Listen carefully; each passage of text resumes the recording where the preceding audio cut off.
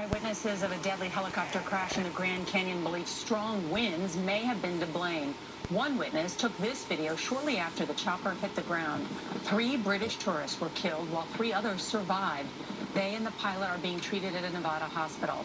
The crash site in Quartermaster Canyon is in very rugged terrain. Maria Villarreal is on the Hualapai Reservation in Arizona. Maria, good morning. Well, good morning. The Hualapai Police Department actually led the rescue efforts. They have now turned their investigation over to federal authorities. It's still unclear what actually caused the accident, but what is clear is that the severe weather conditions, which are still a problem this morning, combined with the rugged terrain, made some major issues for those crews. In fact, it took them 8 hours to get the 4 survivors actually airlifted out and to local area hospitals. The tourist helicopter crashed less than an hour before sunset on Saturday. Rescuers were forced to hike 20 minutes down rugged terrain to reach the victims. Even before they arrived, witnesses rushed to aid the injured, including nurse Katie Keneally. And they were so badly burned, and they were going into shock. And the other gentleman was just screaming. You know, you could hear it echoing throughout the canyon. It was horrific.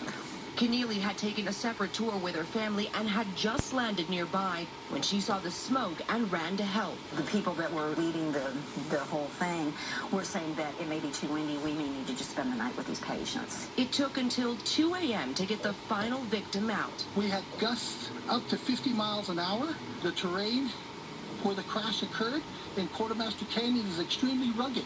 The helicopter, operated by an aerial sightseeing company called Papillon, took off from Boulder City, Nevada. It crashed some 60 miles to the east in Arizona. It was flying at full capacity with 7 on board, including the pilot. The company has been involved in 3 separate fatal accidents, including this Grand Canyon crash in 2001, where 6 were killed. The NTSB blamed pilot error in that case. The only survivor was represented by attorney Gary Robb. There are too many helicopters in too close of a confined space, which is just a recipe for disaster.